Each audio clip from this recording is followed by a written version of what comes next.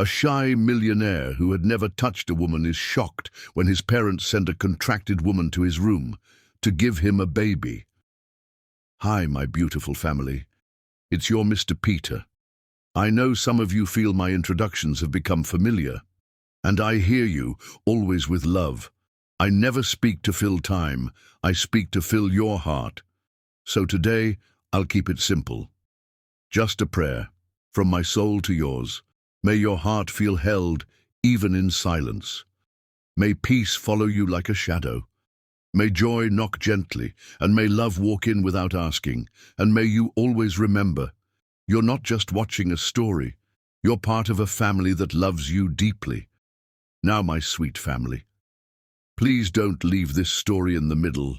Every second was written with you in mind, your heart, your life, your healing. Like, comment, and share if you feel anything from this story. And please tell me honestly, how did James do today? Your words guide us, your presence strengthens us. Let's begin. With all my love, always. Rod Turner had never touched a woman, not romantically, not intimately, not even a casual brush of fingers when passing someone on the street. At 28, he was worth $500 million and could buy anything in the world, except the courage to look a beautiful woman in the eye without his hands trembling. The contract on his mahogany desk changed everything. Surrogate Services Agreement, it read in cold, clinical typography, for the express purpose of producing an heir to the Turner family fortune. His parents had orchestrated this before leaving for their 6-month European expansion tour, setting everything in motion while Rod was distracted by a major software launch. Now someone was coming to his door. The soft chime of his private elevator sent ice through Rod's veins. He stood frozen in his home office, surrounded by the blue glow of computer screens that had been his constant companions. His fingers, usually so confident on keyboards, now trembled as he reached for his coffee mug. The ceramic slipped, shattering against the marble floor in a symphony of destruction that seemed to announce the end of his carefully constructed isolation. "Damn," he whispered, his voice rusty from conducting business meetings via video conference for the past month. His company ran smoothly through his brilliant team and automated systems, but Rod's personal isolation had grown worse since his parents left. The elevator chimed again, followed by the soft whisper of doors opening. Rod's heart hammered against his ribs as footsteps echoed across his foyer, light feminine steps that seemed to dance across the polished marble. His building's concierge had strict instructions to announce all visitors, but the contract had included override codes for this specific situation. "Mr. Turner." The voice was like warm honey poured over velvet, rich and melodious, with just a hint of nervousness that made something deep in Rod's chest tighten. "I'm Cheryl Stewart. I believe your parents arranged for me to come." Cheryl Stewart, the name from the contract, the woman hired to give him a child. Rod closed his eyes, fighting the panic that threatened to overwhelm him. His therapist had warned him this day would come, when his parents would stop accepting his excuses about focusing on business and start taking matters into their own hands. He just hadn't expected it to happen like this. "Mr. Turner," she called again, her voice closer now. "I know this is awkward, but perhaps we could talk. I drove all the way from Brooklyn in this storm." Something in her tone, a mixture of determination and vulnerability, made Rod open his eyes. Through the crack in his office door, he caught his first glimpse of her. She was breathtaking. Cheryl Stewart stood in his foyer like a goddess who had accidentally wandered into a tech mogul's sterile domain. Her natural hair framed a face that belonged in Renaissance paintings, high cheekbones, full lips that curved in an uncertain smile, and the most expressive brown eyes Rod had ever seen.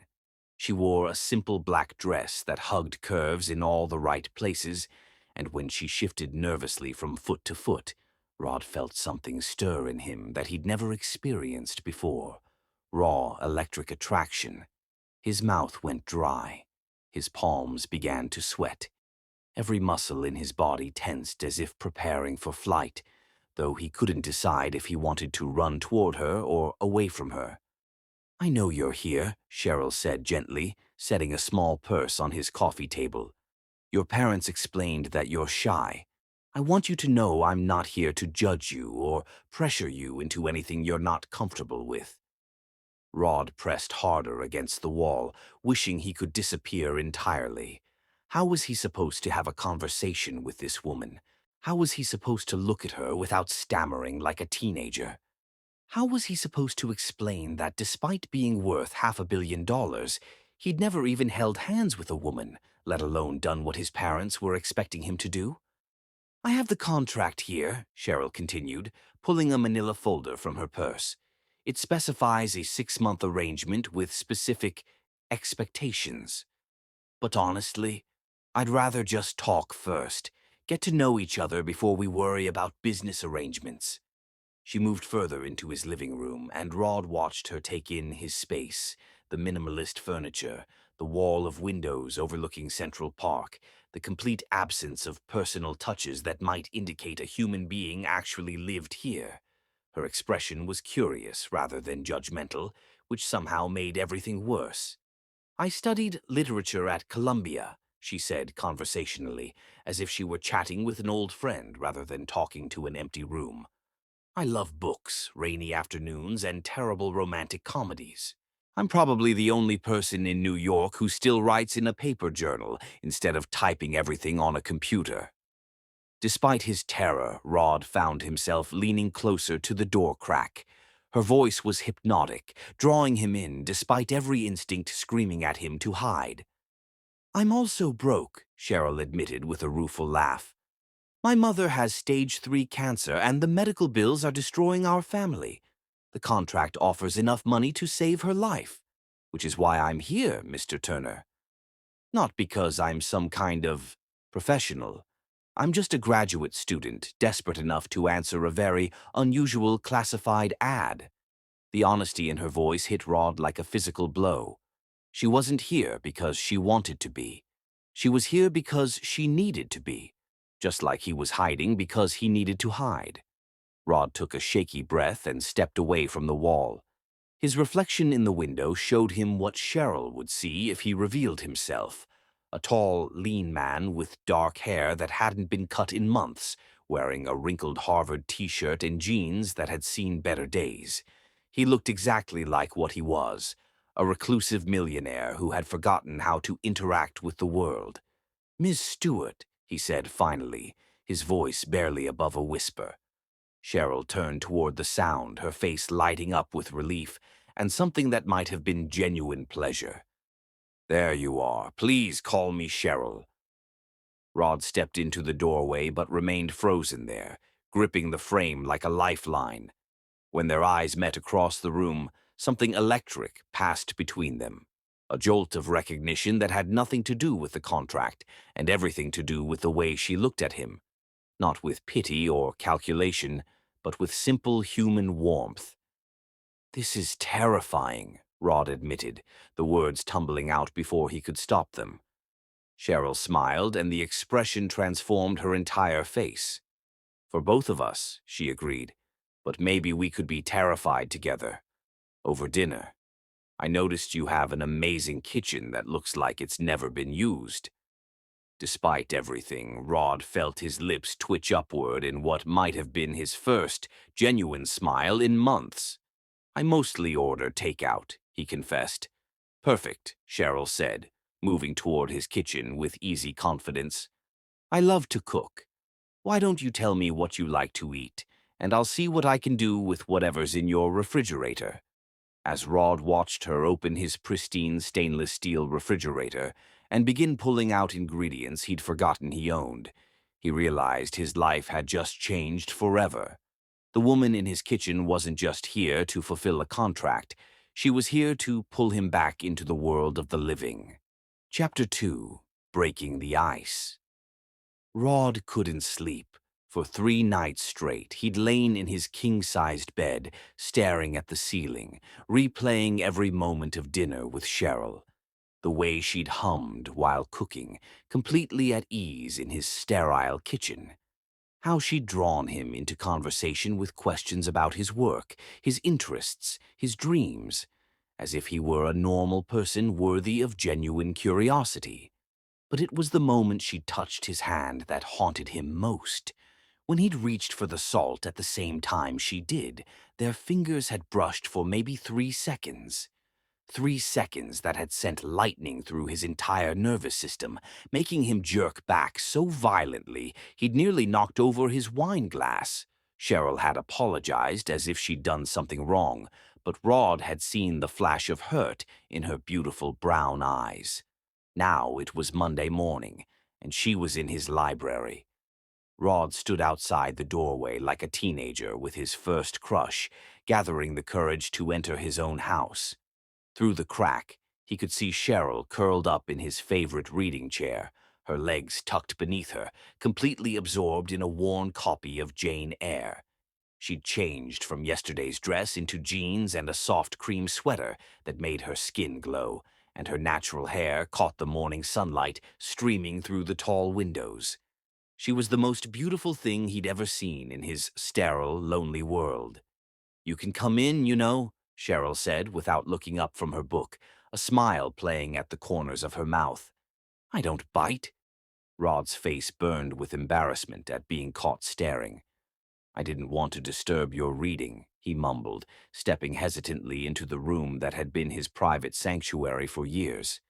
"You're not disturbing me," Cheryl assured him, finally glancing up. When their eyes met, Rod felt that same electric jolt from the previous evening. "I was just thinking how incredible your library is. Most people with collections like this treat them as decoration." "I've read them all," Rod admitted, moving closer despite his nervousness. "Some of them multiple times." Cheryl's face lit up with genuine delight. "Really? Even the Bronte sisters?" "Especially the Bronte sisters," Rod said, surprised by his own boldness. Emily was a genius, but Charlotte understood passion in a way that was revolutionary for her time. The words tumbled out before he could stop them, and Rod immediately regretted speaking. Cheryl was probably just being polite. Who wanted to hear a reclusive millionaire ramble about Victorian literature? But instead of looking bored, Cheryl set down her book and leaned forward with obvious interest. "What do you think about Rochester?" she asked. "Is he a romantic hero or just a manipulative older man taking advantage of Jane's inexperience?"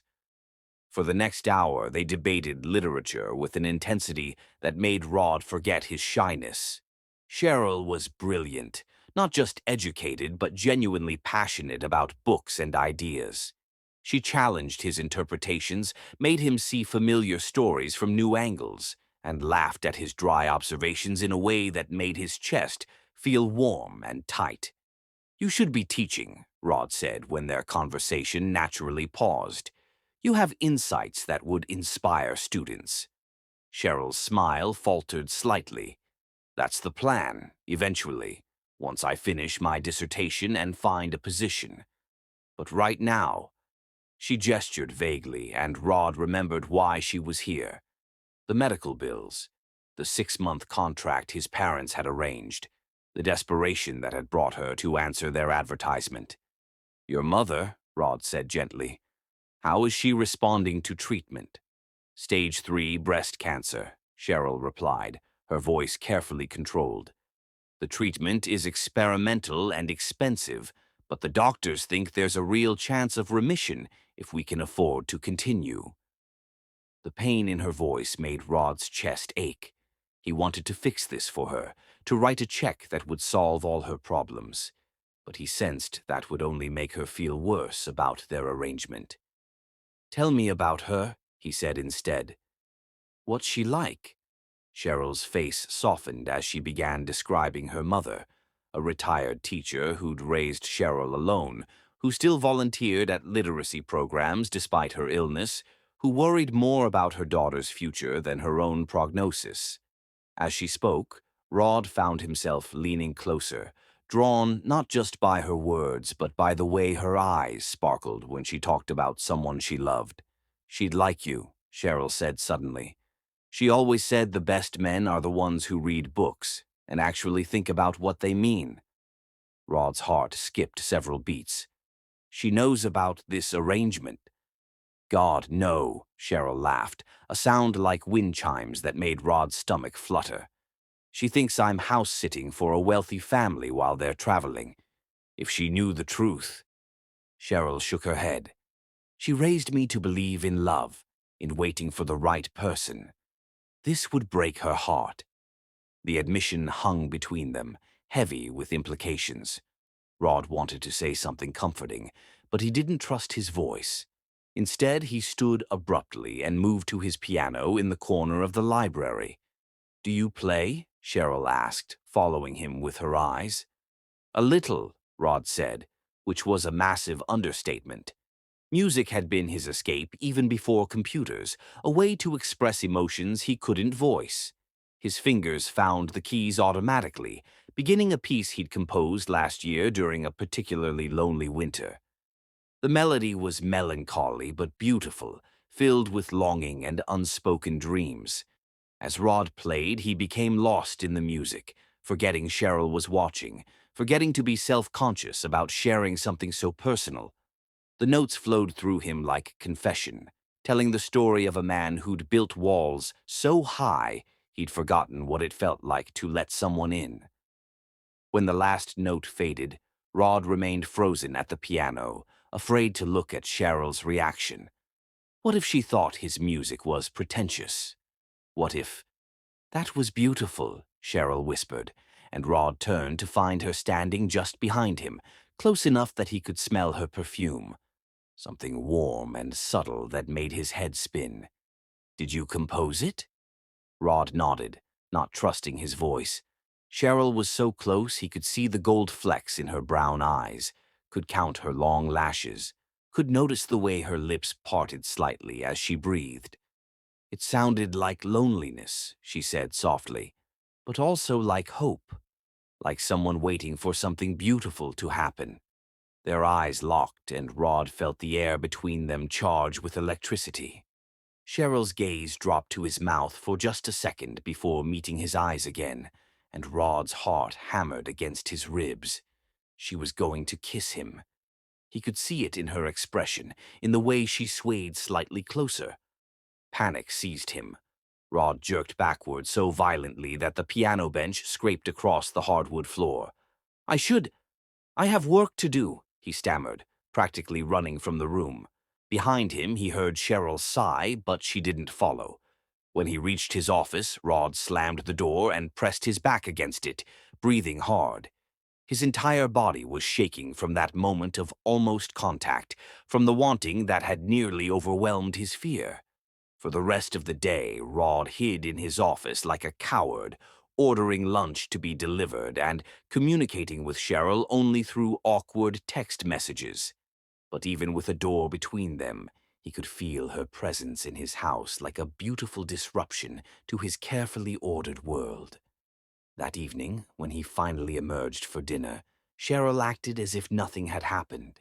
She'd cooked again, something that smelled incredible, and chatted easily about books, current events, anything except the moment by the piano when they'd almost crossed a line neither of them was ready to acknowledge.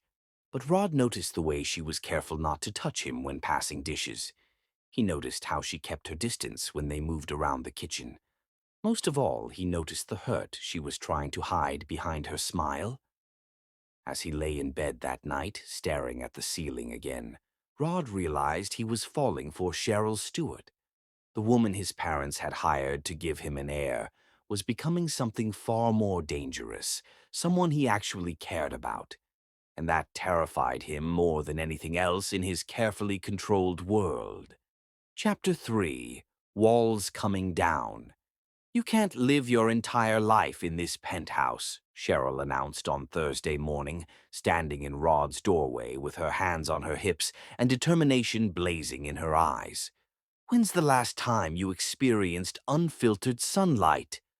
Rod looked up from his laptop, where he'd been hiding behind code for the past hour, trying not to think about how Cheryl's morning routine had become the highlight of his day. The way she hummed while making coffee, how she always saved him the last piece of toast, the unconscious grace with which she moved through his space as if she belonged there. I get plenty of vitamin D from supplements, Rod said weakly, minimizing the video conference window where his CTO was updating him on their latest project. His company's brilliant team had learned to function with his remote leadership style, but even they were starting to notice his increased distraction. And the UV rays are actually harmful to— Get dressed, Cheryl interrupted, moving into his office with that confident stride that made his pulse quicken. We're going to Central Park. I don't do parks, Rod protested, even as his treacherous body responded to her proximity. She was wearing a sundress today, something yellow and flowing that made her skin glow like warm honey. Too many people, too many variables. Exactly, Cheryl smiled, and Rod felt his resolve crumbling like a house of cards. You need variables, Rod. You need chaos and noise, and the beautiful messiness of real life. 20 minutes later, Rod found himself walking down Fifth Avenue beside the most beautiful woman he'd ever seen, wondering how she'd managed to convince him to leave his sanctuary. The city assaulted his senses: car horns, construction noise, the smell of hot dogs and exhaust. But somehow, with Cheryl's hand tucked into the crook of his elbow, it felt manageable. See, Cheryl said as they entered the park, the world didn't end. Rod was about to reply when Cheryl suddenly stopped walking, her attention caught by an ice cream vendor. Oh my God, it's been years since I've had a good ice cream cone. Do you want one? Before Rod could protest that he didn't eat sugar or dairy or food from questionable street vendors, Cheryl was already ordering 2 cones of vanilla ice cream. She handed him one with such obvious pleasure that Rod found himself accepting it, despite his better judgment. Thank you, he said, unsure what to do with the rapidly melting dessert. Cheryl had no such hesitation. She took a long, slow lick of her ice cream, her pink tongue darting out to catch a drop that threatened to escape down the side of the cone. Rod watched, mesmerized as she closed her eyes in apparent bliss. She sighed. Perfect.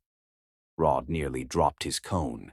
The sound she'd made was innocently sensual, but it sent heat rushing through his body like liquid fire.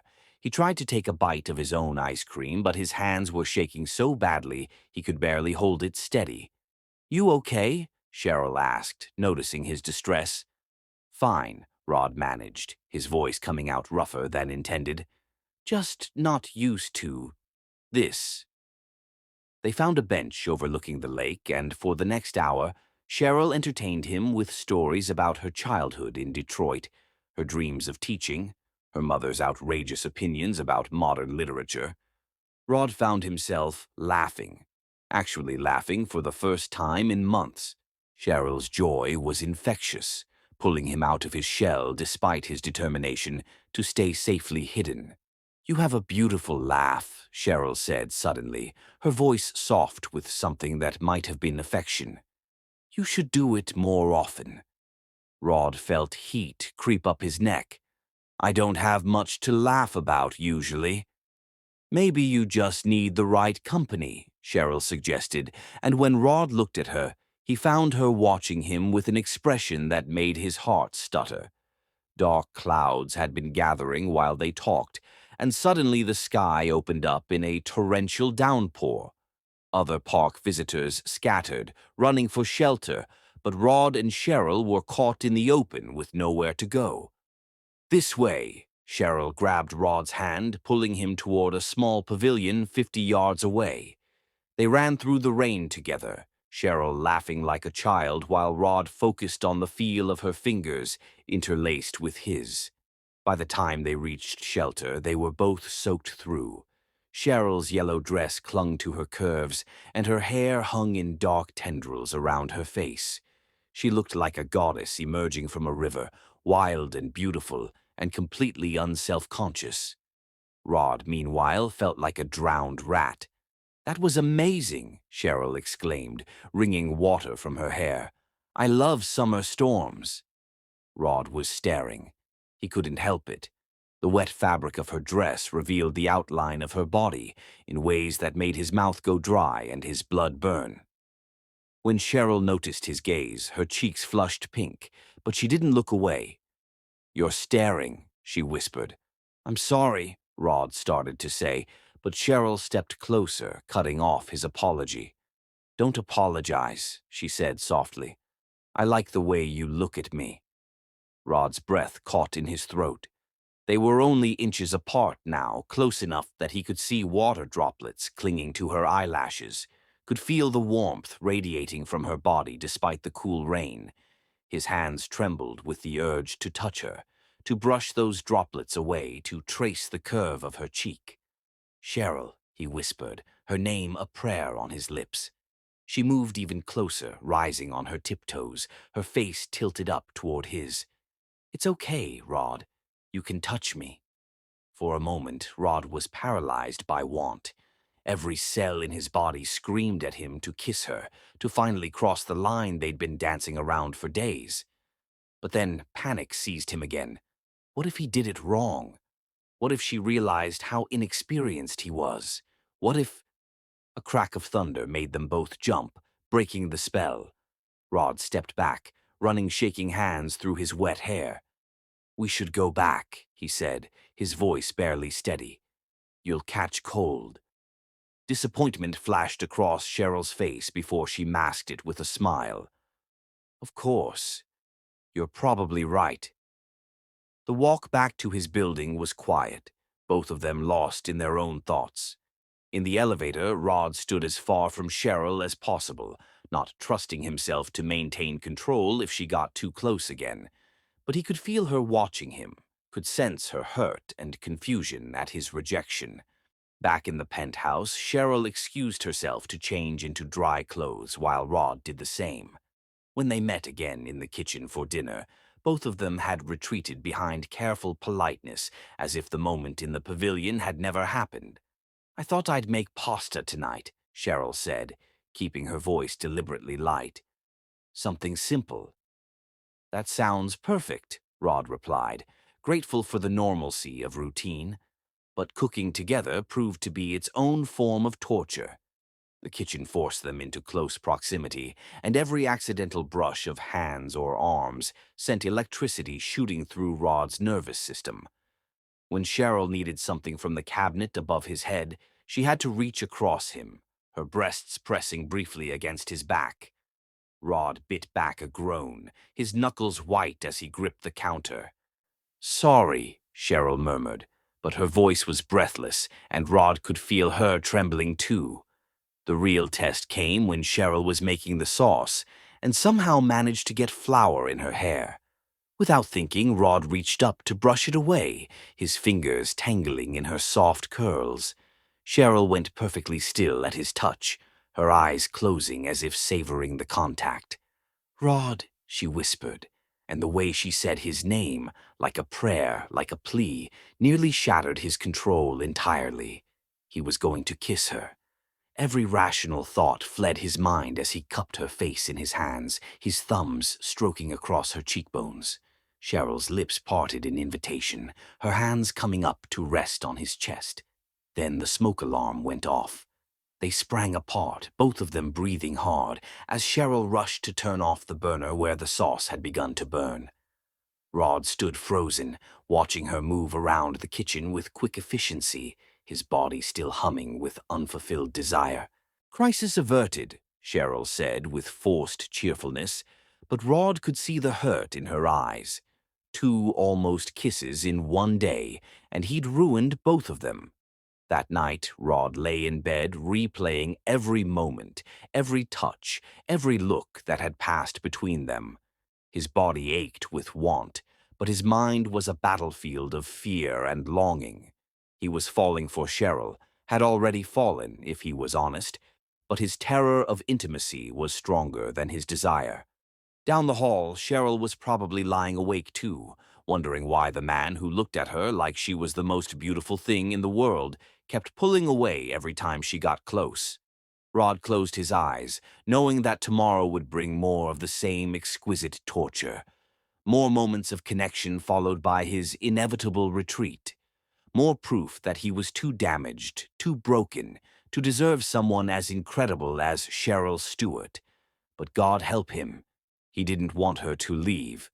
Chapter 4. The First Touch. Rod woke to the sound of coughing. At first, he thought he was dreaming.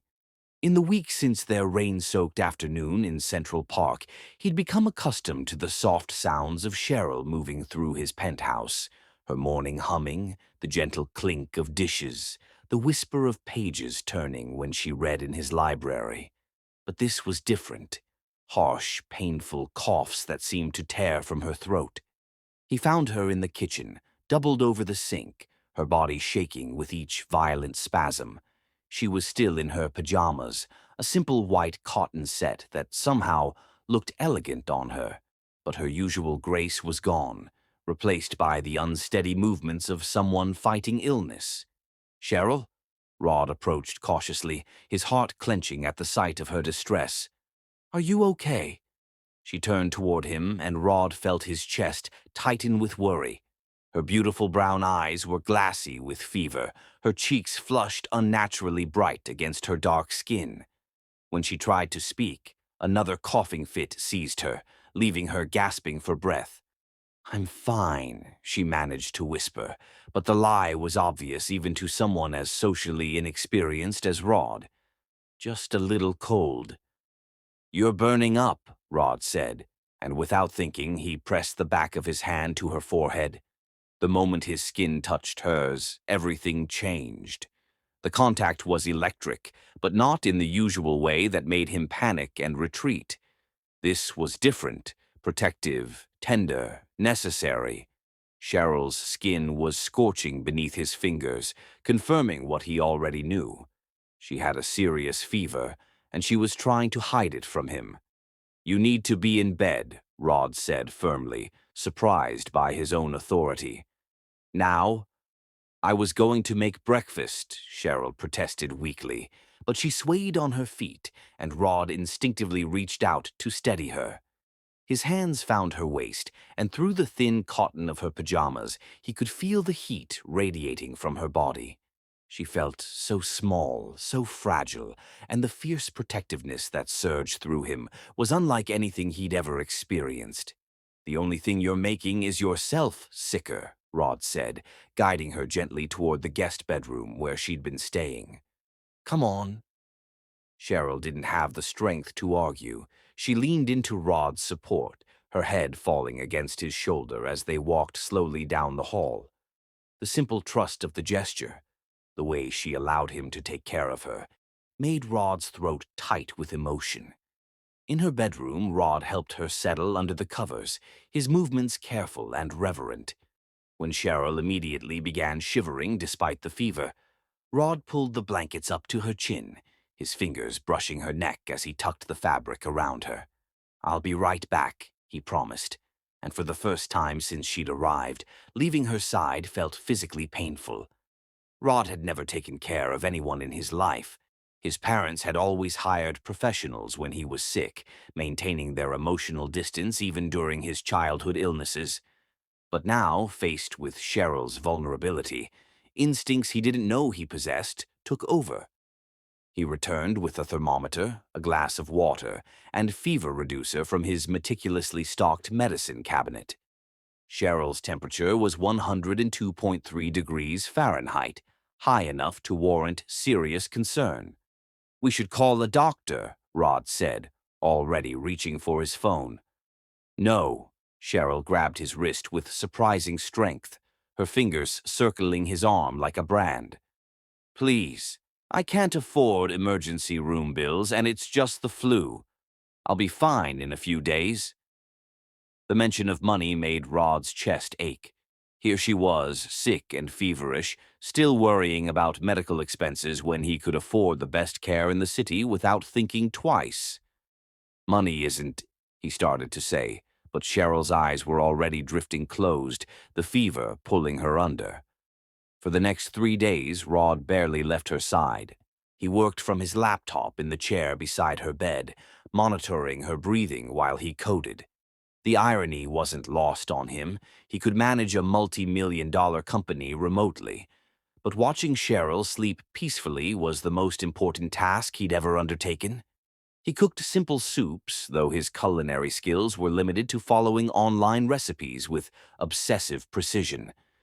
When Cheryl was awake enough to eat, he would sit beside her on the bed, gently spooning broth between her lips, his heart clenching every time she managed a grateful smile. "You don't have to do this," she whispered after he'd spent 20 minutes convincing her to eat half a bowl of chicken soup. "I want to," Rod replied, surprised by the vehemence in his voice. "I need to." The most intimate moment came on the second evening, when Cheryl's fever spiked dangerously high and she was too weak to protest his help. Rod ran a lukewarm bath, his hands shaking as he tested the water temperature again and again. When he returned to the bedroom, Cheryl was shivering despite the fever, her pajamas soaked with perspiration. "I need to get you cooled down," Rod said gently. "The bath will help." Cheryl nodded weakly, and Rod felt his face burn as he realized what he was offering to do. But this wasn't about desire or attraction. This was about saving the woman he was falling in love with. With infinite care, Rod helped Cheryl to the bathroom, supporting her weight when her legs threatened to give out. He turned away as she undressed, his hands clenched into fists at his sides, every instinct screaming at him that this was too intimate, too much. But when Cheryl made a soft sound of distress, Rod turned back without thinking. She was sitting in the tub, her knees drawn up to her chest, tears streaming down her face. "I'm sorry," she whispered. "I'm so weak. I can't even take care of myself." "You're not weak," Rod said fiercely, dropping to his knees beside the tub without a thought for his expensive clothes. "You're sick. There's a difference." Rod reached for a washcloth, his movements careful and reverent as he helped cool her fevered skin. This wasn't about the contract or the arrangement his parents had made. This was about the woman who had stumbled into his life and turned everything upside down. Every gentle stroke of the cloth was a confession he couldn't voice yet, every tender touch a promise he was afraid to make. "Thank you," Cheryl breathed, her eyes closed as Rod's ministrations began to ease her discomfort. "Always," Rod replied without thinking, the words slipping out like a vow. He changed cool cloths on her forehead every hour, his hands growing more confident with each tender touch.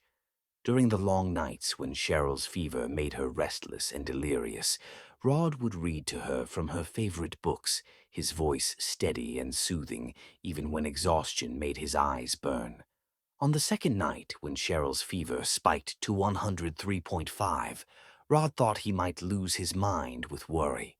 She was delirious, mumbling about her mother, about classes she needed to teach, about a contract she couldn't fulfill. Rod sat beside her in the dark, using a damp washcloth to cool her burning skin, whispering reassurances he hoped she could hear. "I'm here," he murmured, stroking the cloth along her temples, down her neck, across her shoulders with infinite gentleness. "You're safe. Just rest." When his fingers accidentally tangled in her hair, those beautiful curls damp with perspiration, Cheryl turned her face toward his touch with a soft sigh. Even in her fevered state, she seemed to find comfort in his presence. "Rod," she whispered, her voice barely audible. "I'm here," he repeated, setting aside the cloth to brush a curl away from her face. "What do you need?" "Don't leave," she pleaded, her hand searching blindly until it found his. "Please." Rod's breath caught as Cheryl's fingers intertwined with his. It was the first time she'd initiated contact, the first time he hadn't immediately pulled away. Her hand was small and warm in his, her grip surprisingly strong despite her illness. "I won't leave," Rod promised, settling more comfortably in his chair without breaking their connection. "I'll stay right here." Cheryl's breathing gradually evened out, her grip on his hand relaxing as she slipped into deeper sleep. But Rod didn't let go. He sat there through the night, watching her face in the dim light filtering through the curtains, marveling at how natural it felt to hold her hand, to be needed by someone who mattered more to him than his own comfort. By the third morning, Cheryl's fever had broken. Rod woke, he'd finally dozed off in the chair around dawn, to find her watching him with clear, alert eyes.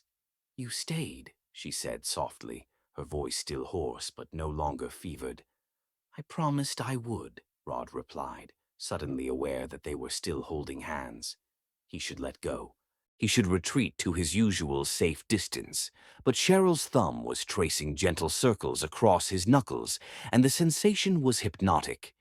"Thank you," Cheryl whispered, "for taking care of me. I know this isn't what you signed up for." "Neither is this," Rod said quietly, lifting their joined hands to press a soft kiss to her knuckles. The gesture was tender, intimate, and completely spontaneous. Cheryl's eyes widened, her lips parting in surprise, but she didn't pull away. Instead, she shifted in the bed, making room beside her. "You must be exhausted," she said. "Lay down, please." Rod hesitated. Sharing a bed, even innocently, felt like crossing a massive line. But the invitation in Cheryl's eyes was too compelling to resist. Carefully, still holding her hand, he stretched out on top of the covers beside her. They lay facing each other, their joined hands resting between them on the pillow. In the soft morning light, Cheryl looked ethereal, her fever-flushed cheeks returning to their normal warm brown, her hair spread across the white pillowcase like dark silk. "I was scared," Cheryl admitted quietly. "When the fever was really bad, I kept thinking about my mother, about what would happen to her if something happened to me." "Nothing's going to happen to you," Rod said fiercely, surprising himself with his vehemence. "I won't let it." Cheryl smiled, the expression soft and wondering. "You're not what I expected, Rod Turner." "What did you expect?" Rod asked, genuinely curious. "Someone cold, calculating, someone who saw this arrangement as purely transactional."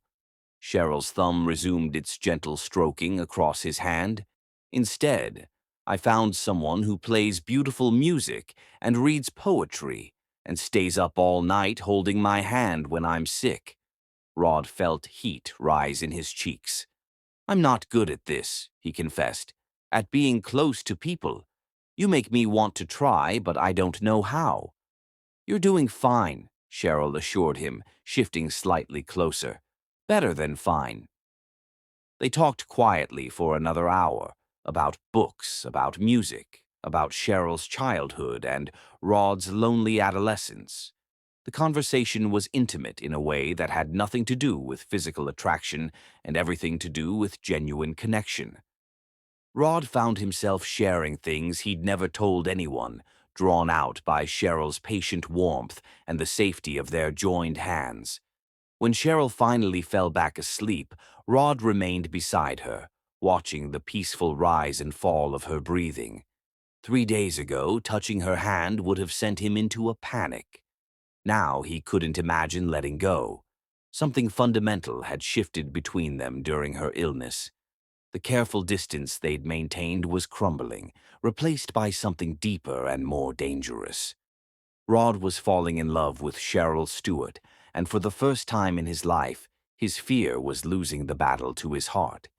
As afternoon sun streamed through the windows, Rod closed his eyes and allowed himself to imagine a future where holding Cheryl's hand was just the beginning, where her gentle touch could heal more than just his fear of intimacy, where the woman hired to give him an heir might instead give him everything he'd never dared to hope for. Love. Chapter 5. Jealousy and Realization. Rod should have known something was wrong when James Mitchell knocked on his door unannounced on a Thursday evening. His business partner never visited the penthouse. Their meetings always took place in sterile conference rooms or over encrypted video calls. James preferred his relationships clean, professional and devoid of personal complications. But there he stood in Rod's foyer, impeccably dressed in a tailored suit that probably cost more than most people's cars, flashing the charming smile that had helped him close million-dollar deals and break countless hearts. "Surprise visit," James announced, brushing past Rod with his usual confidence. "I was in the neighborhood finalizing the Patterson deal and thought I'd see how the hermit was surviving in the real world.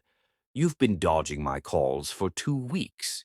He stopped mid-sentence when Cheryl appeared in the kitchen doorway.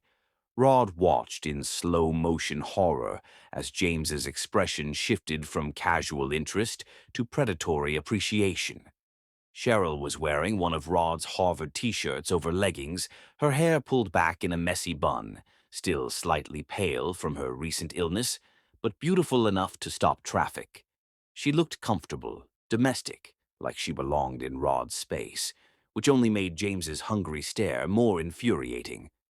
"Well, well," James drawled, his voice taking on the smooth tone he used to seduce investors and women alike. "Rod, you didn't mention you had company." "James, this is Cheryl," Rod said stiffly, moving protectively closer to her. "Cheryl, my business partner, James Mitchell." Cheryl stepped forward with a warm smile, extending her hand in greeting. "Nice to meet you, James. Rod's told me so much about your work together." When James took her hand, Rod felt something dark and primitive claw at his chest. James didn't just shake Cheryl's hand. He held it, his thumb stroking across her knuckles in a gesture that made Rod's vision blur with rage. "The pleasure is entirely mine," James said, his eyes traveling appreciatively over Cheryl's face, down to where Rod's oversized shirt hinted at her curves. "And what brings such a beautiful woman to our Rod's fortress of solitude?" Rod clenched his fists, fighting the urge to physically remove James's hands from Cheryl. He'd never felt anything like this before. This burning, possessive fury that made him want to claim Cheryl in front of everyone, to mark her as his in ways that terrified and thrilled him. "I'm staying here temporarily," Cheryl replied diplomatically, gently extracting her hand from James's grip. "Rod's been incredibly kind." "I'm sure he has," James said with a knowing smirk that made Rod want to hit something. "Though I have to say, Rod, keeping such lovely company is quite unlike you. Usually you're allergic to anyone who doesn't communicate in binary code." The comment was meant to be playful, but Rod heard the underlying message loud and clear. What could someone like Cheryl possibly see in a socially awkward recluse like him? "Would you like some coffee?" Cheryl offered, apparently oblivious to the testosterone-charged atmosphere. "I was just making some." "I'd love some," James said smoothly. "And I'd love to hear more about what you do. You seem far too interesting to be hanging around with this antisocial genius." As Cheryl moved toward the kitchen, James followed, his gaze fixed on the sway of her hips beneath Rod's shirt. Rod trailed behind them, his hands shaking with suppressed rage as he watched James deploy his considerable charm. For the next hour, Rod endured the torture of watching James flirt with Cheryl. His business partner was everything Rod wasn't. Socially confident, naturally charming, able to make conversation flow as easily as breathing. He told amusing stories about their business ventures, complimented Cheryl's intelligence, and gradually drew her into animated discussion about literature and art. Worst of all, Cheryl seemed to be enjoying herself. She laughed at James's jokes, engaged with his questions about her studies, and appeared completely comfortable with his attention. Rod sat in his chair like a statue, watching the woman he was falling in love with be charmed by someone who could offer her everything he couldn't: ease, confidence, a normal relationship free from the complications of their arrangement. "We should all have dinner sometime," James suggested as the evening wound down. "I know a fantastic restaurant in Soho. Very romantic atmosphere." The way he looked at Cheryl when he said romantic made Rod's blood boil. "That sounds lovely," Cheryl began, but Rod cut her off. "Actually, we're quite busy," Rod said, his voice colder than he'd intended. "Cheryl has her studies, and I have several projects demanding my attention." James raised an eyebrow at Rod's tone, but his smile never wavered. "Of course, but surely even workaholics need to eat. Cheryl, perhaps you'd like to see some of the city while you're here. I'd be happy to show you around." The invitation was clearly meant for Cheryl alone, and the possessive fury that had been building in Rod's chest finally exploded. "She doesn't need a tour guide," Rod snapped, standing abruptly. "And I'm sure you have more important things to do than play tourist with my house guest." The silence that followed was deafening. James looked genuinely surprised by Rod's vehemence, while Cheryl stared at him with wide eyes, clearly taken aback by his jealous outburst. "Right," James said slowly, his sharp mind already processing the implications of Rod's possessiveness. "Well, it's getting late anyway. Cheryl, it was truly delightful meeting you. Rod, we'll talk soon." After James left, the penthouse felt charged with unspoken tension. Cheryl stood in the kitchen, her arms crossed, studying Rod with an expression he couldn't read. "That was rude," she said finally. "He was flirting with you," Rod replied, his voice rough with emotions he couldn't control. "So?" Cheryl's eyebrows rose in challenge. "He was being friendly. There's a difference." "There's no difference with James," Rod said bitterly. "He collects beautiful women like some people collect art. You'd just be another conquest." "And what would I be to you, Rod?" Cheryl asked quietly, her question cutting straight to the heart of everything they'd been avoiding. Rod stared at her, his mouth opening and closing without sound. What was she to him? More than a contractual obligation, more than a house guest, more than anything he'd ever imagined wanting. But how could he explain that when he could barely understand it himself? "I don't know," he whispered finally, the honesty ripping from his throat like a confession. Cheryl's expression softened. "Then maybe you should figure it out." She turned to leave, but Rod called her name, desperation making him bold. "Don't go out with him," Rod said, his voice breaking. "Please," Cheryl paused in the doorway. "Why not?" "Because," Rod struggled for words that could express the chaos in his heart. "Because I can't stand the thought of him touching you. Because watching him look at you made me want to do violent things I've never even imagined. Because the idea of you laughing with him, smiling at him, letting him charm you makes me feel like I'm drowning." The words hung in the air between them, raw and honest and terrifying. Cheryl turned slowly to face him, her eyes wide with something that might have been wonder. "Rod," she breathed, and his name on her lips sounded like a prayer. "I know I have no right to ask," Rod continued, his voice gaining strength. "I know our arrangement doesn't give me any claim on you.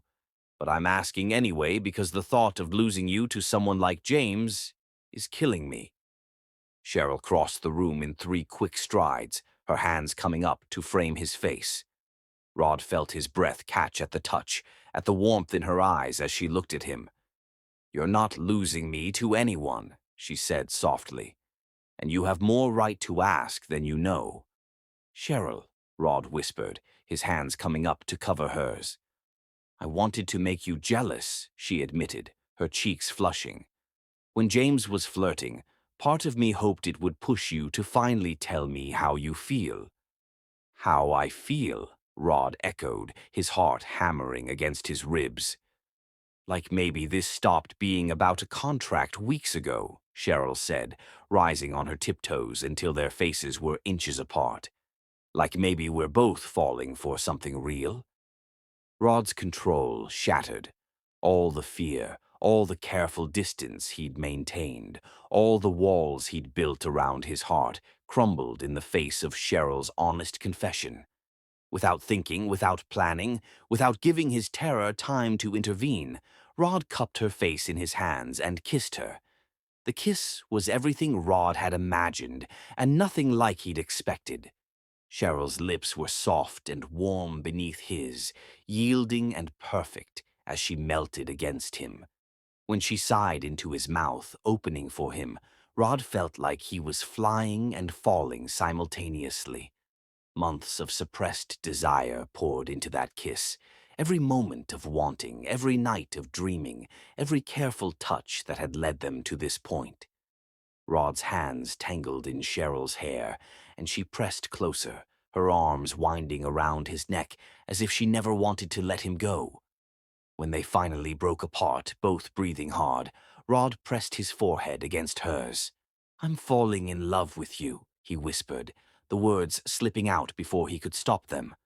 "I think I've been falling since the moment you walked into my life." Cheryl's smile was radiant. "Good," she said, pulling him down for another kiss. "Because I'm already gone." Chapter 6. Learning to Love. The morning after their first kiss, Rod woke with his heart racing and his mind spinning with possibilities. For the first time in his adult life, he told someone he loved them, and she'd said it back. The memory of Cheryl's lips beneath his, the way she'd melted into his arms, the breathless confession they'd shared, played on repeat in his mind like his favorite song. But with the dawn came uncertainty. What did people do after they confessed their love? How was he supposed to act around Cheryl now that everything had changed?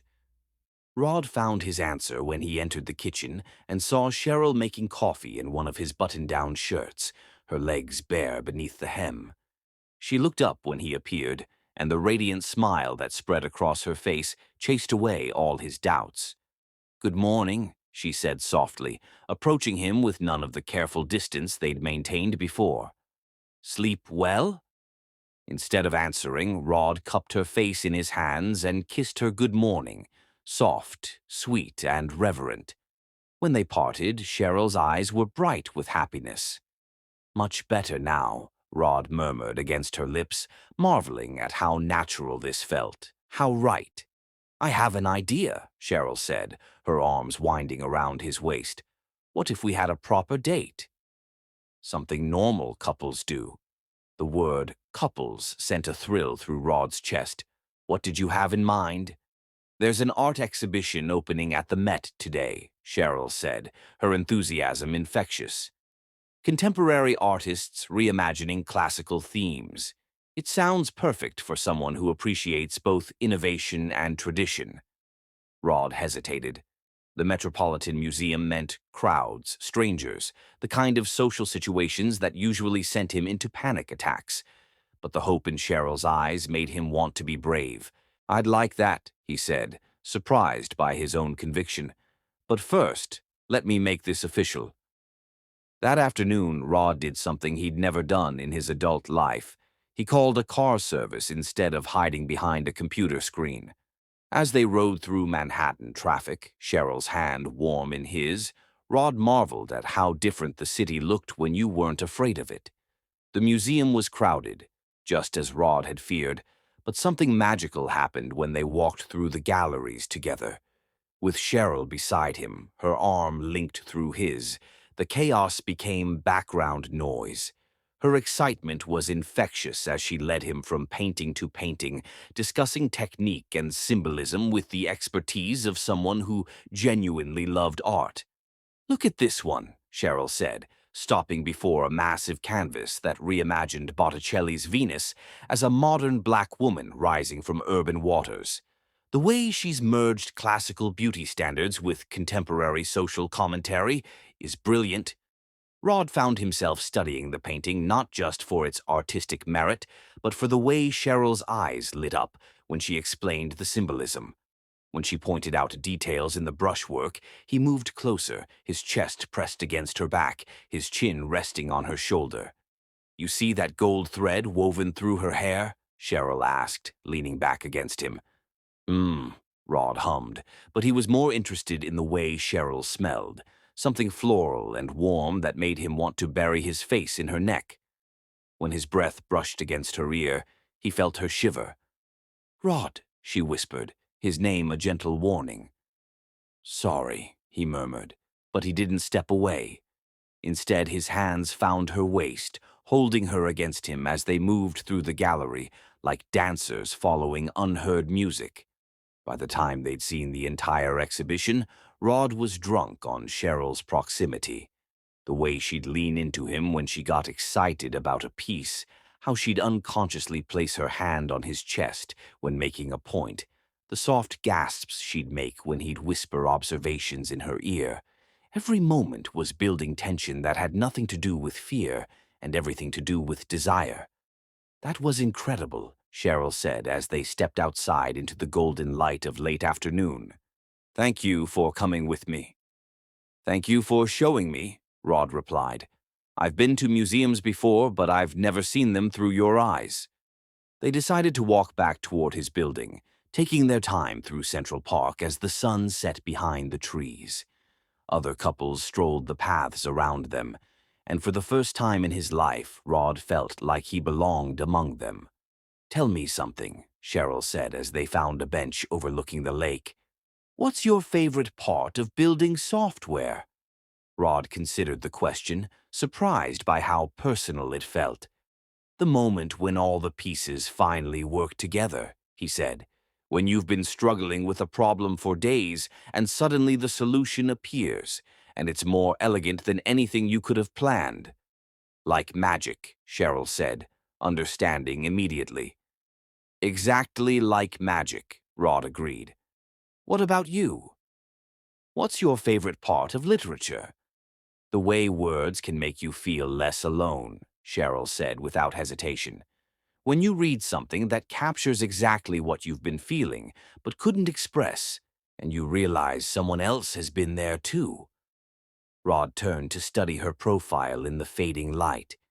"Is that why you want to teach?" "Partly," Cheryl nodded. "I want to help students discover that connection, that sense of recognition that makes you feel seen." "You make me feel seen," Rod said quietly, the confession slipping out before he could stop it. Cheryl turned to face him fully, her expression soft with emotion. "You make me feel brave," she replied, "like I can be completely myself without apology." The honesty of the moment hung between them, beautiful and fragile. Rod reached up to stroke her cheek, his thumb tracing the curve of her smile. "I want to take you somewhere special," he said suddenly. "Where?" Rod stood, extending his hand. "Trust me." 20 minutes later, they were standing on the rooftop of his building, the city spread out below them like a constellation of dreams. Rod had arranged for dinner to be set up there, candles, flowers, her favorite wine, all orchestrated with the efficiency that made him successful in business, but applied now to romance. "Rod," Cheryl breathed, her eyes wide with wonder, "this is beautiful." "Not as beautiful as you," Rod said, the words feeling natural instead of terrifying. They ate dinner as the stars appeared overhead, talking about everything and nothing, their conversation flowing like music. When a slow song drifted up from a wedding reception in the building next door, Rod stood and extended his hand. "Dance with me," he said. "Here?" Cheryl asked, but she was already rising to meet him. "Here," Rod confirmed, pulling her into his arms. They swayed together in the candlelight, Cheryl's head resting on Rod's shoulder, their bodies fitting together like pieces of the same puzzle. Rod had never danced with anyone before, but with Cheryl in his arms, he felt like he could do anything. "This is perfect," Cheryl murmured against his neck. Rod spun her gently, then pulled her back against his chest, both of them laughing at his clumsy technique. When the song ended, they stayed wrapped in each other's arms, neither wanting the moment to end. "Cheryl," Rod said softly, his hands framing her face in the starlight. "Yes, I'm going to kiss you now," he whispered, "and I'm not going to stop because I'm scared." "Good," Cheryl breathed, rising on her tiptoes to meet him halfway. This kiss was different from their first, deeper, more confident, full of promise. Rod poured all his newfound courage into it, showing Cheryl with his lips and hands how much she meant to him.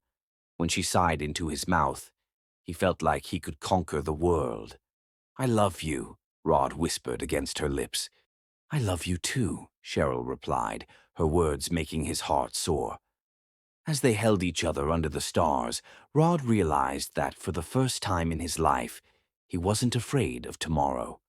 With Cheryl in his arms, the future looked bright with possibilities he'd never dared to imagine.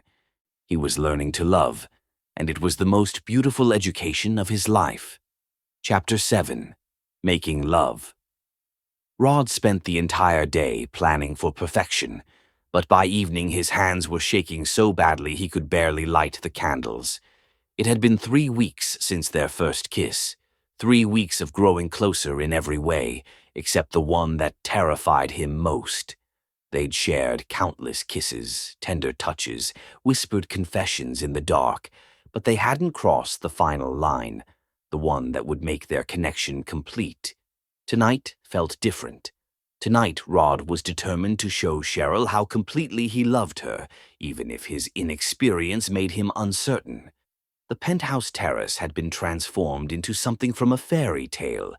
Hundreds of white candles flickered in glass hurricanes, creating pools of golden light against the Manhattan skyline.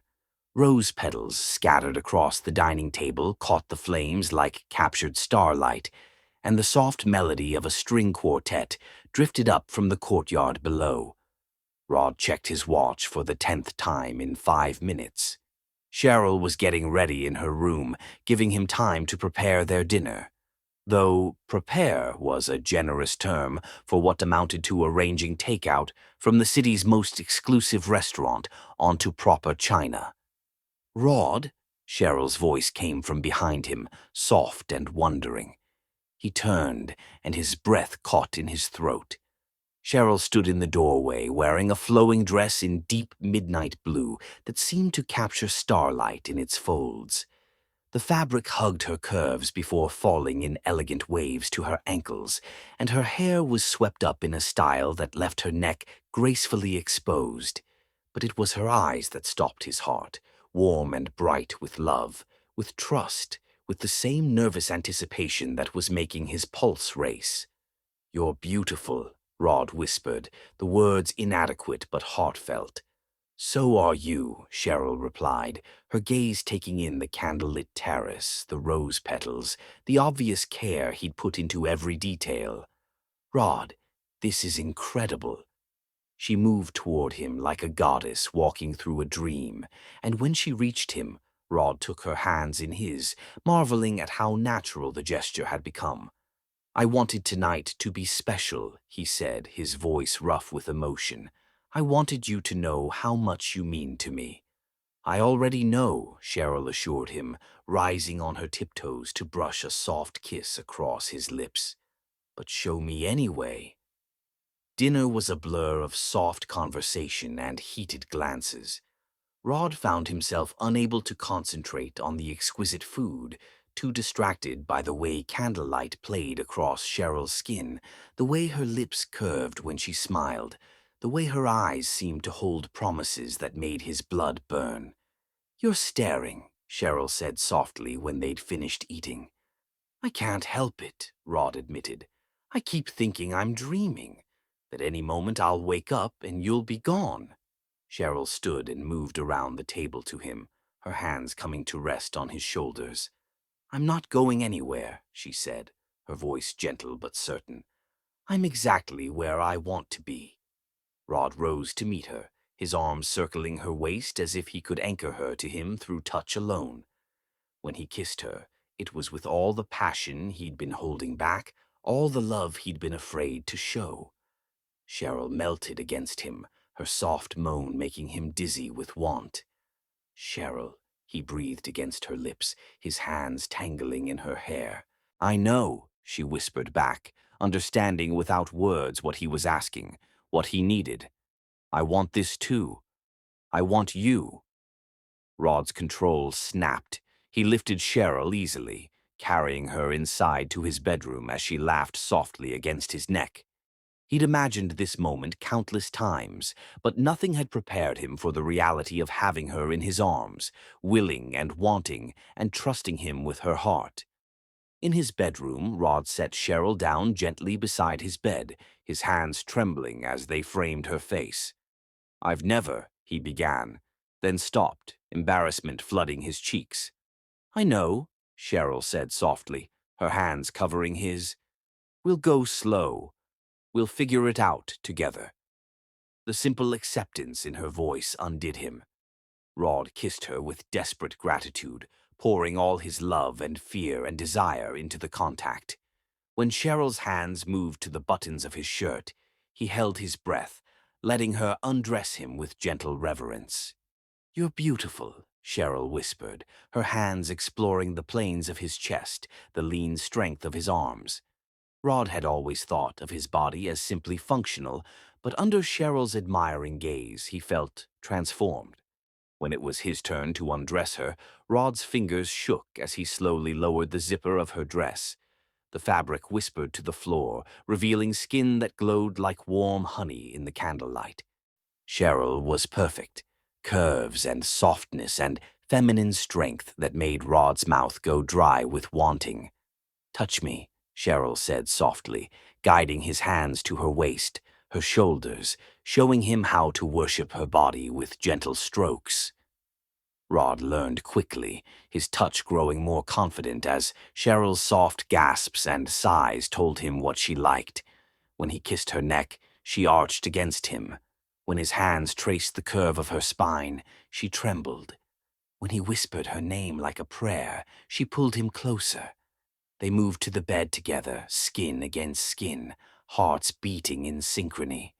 Rod had read about intimacy, had seen movies, had imagined what this might be like, but nothing had prepared him for the overwhelming reality of Cheryl beneath him, around him, welcoming him into her body and her heart. "Are you okay?" Cheryl asked when Rod hesitated, his body trembling with the effort of control. "More than okay," Rod breathed, his voice thick with emotion. "I love you so much it terrifies me." "Don't be terrified," Cheryl said, her hands stroking his face, his shoulders, grounding him in the moment. "This is beautiful. We're beautiful." When they finally joined together, Rod thought he might die from the intensity of it. Cheryl was warm and perfect around him, her body accepting his with a sweetness that brought tears to his eyes. They moved together slowly at first, learning each other's rhythms, discovering what made each other gasp and sigh and cry out with pleasure. "Like this?" Rod asked, his voice strained as he tried to give her everything she needed.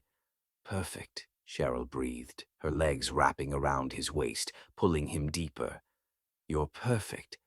The praise undid him. Rod buried his face in Cheryl's neck, breathing in her scent as their bodies found their rhythm. Every stroke, every touch, every whispered endearment was a revelation. This was what he'd been missing, what he'd been afraid of, what he thought he could never have. Love, connection, the miraculous joining of two hearts and bodies that created something greater than either could achieve alone. When Cheryl's breathing grew ragged, when her fingers dug into his shoulders, and she called his name like a prayer, Rod felt his own control shatter. They climbed together towards something beautiful and overwhelming, their bodies and hearts perfectly synchronized. "Rod!" Cheryl gasped, her back arching as pleasure overwhelmed her. "I love you. I love you," Rod replied, and then he was falling, flying, drowning in sensation and emotion as he followed her over the edge. Afterward, they lay tangled together in the candlelight, their breathing slowly returning to normal. Rod held Cheryl against his chest, his hands stroking her hair, still amazed that this beautiful, incredible woman had chosen him. "That was," Rod began, then stopped, overwhelmed by the inadequacy of words. "Perfect," Cheryl finished, lifting her head to smile at him. "You were perfect." "I was terrified," Rod admitted, his honesty making Cheryl's expression soften. "I know," she said, pressing a gentle kiss to his chest. "But you were brave. You trusted me, and you let me love you." "How could I not?" Rod asked, his arms tightening around her. "You make me want to be brave. You make me want to be everything I never thought I could be." They talked softly as the candles burned lower, their voices mixing with the distant sounds of the city. Rod traced patterns on Cheryl's skin, marveling at the way she shivered under his touch, at how natural it felt to hold her, to love her, to be loved in return. "What are you thinking?" Cheryl asked, noticing his contemplative expression. "That I spent 28 years thinking I was broken," Rod said quietly. "That I could never have this, never deserve this. And then you walked into my life and showed me that love isn't about being perfect. It's about being real." "You were never broken," Cheryl said fiercely, her hands cupping his face. "You were just waiting for the right person to show you how incredible you are." Rod kissed her then, soft and sweet and full of promise. As they settled into sleep, their bodies entwined, Rod realized that for the first time in his life, he wasn't afraid of tomorrow. With Cheryl in his arms, the future looked bright with possibilities he'd never dared to imagine. He'd found love, and it had transformed him completely. Chapter 8. Complications. Rod woke to the sensation of Cheryl's lips pressed against his neck, her warm breath sending shivers down his spine as she traced lazy patterns across his chest. 3 days had passed since they'd first made love, and Rod was discovering that physical intimacy was intoxicating. Every touch, every kiss, every soft sigh Cheryl made when he held her close made him crave more. "Good morning," Cheryl murmured against his skin, her voice husky with sleep and desire. "Very good morning," Rod replied, his hands finding the curve of her waist beneath the sheets. They'd barely left his bedroom in the past 72 hours, surviving on room service and each other, lost in a haze of discovery and passion. Cheryl lifted her head to look at him, her hair falling in soft waves around her face, her lips swollen from his kisses. Rod reached up to brush a curl away from her cheek, marveling at how natural this felt, waking up with the woman he loved, no barriers between them, nothing but honesty and desire. "I was thinking," Cheryl said, pressing a kiss to his palm, "maybe we could actually leave this room today. See some sunlight. Remember what the outside world looks like." "Why would we want to do that?" Rod asked, pulling her closer until she was sprawled across his chest. "I like our world just fine," Cheryl laughed, the sound making Rod's heart flutter. "Because I need a shower that doesn't involve you distracting me every 5 minutes." "I don't distract you," Rod protested, his hands sliding down to grip her hips. "I enhance your bathing experience." "Is that what you call it?" Cheryl's eyebrows rose in amusement, but her voice caught when Rod's thumbs traced circles on her skin. "Rod, I'm serious. We should—" She was interrupted by Rod's mouth finding that sensitive spot on her neck, the one that made her arch against him and forget whatever practical thing she'd been about to say. "What were you saying?" Rod murmured against her skin, his lips trailing down to her collarbone. "I was saying, oh God, Rod." Cheryl's protest dissolved into a soft moan as his hands roamed her body with growing confidence. "We can't spend forever in bed." "Watch me," Rod said, rolling them over so Cheryl was beneath him, her hair spread across the pillow like dark silk. "I have years of lost time to make up for."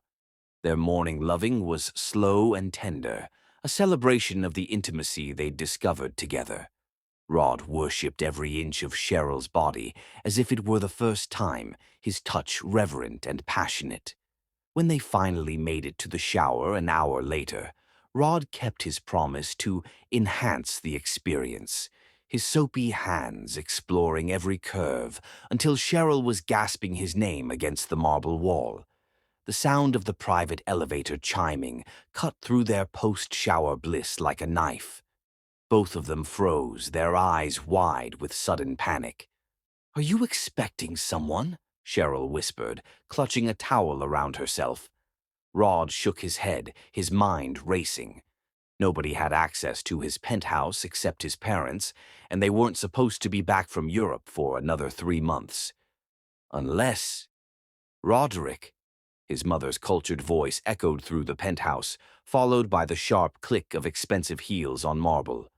"We're home early." Where are you, darling? Shit, Rod breathed, panic coursing through his veins.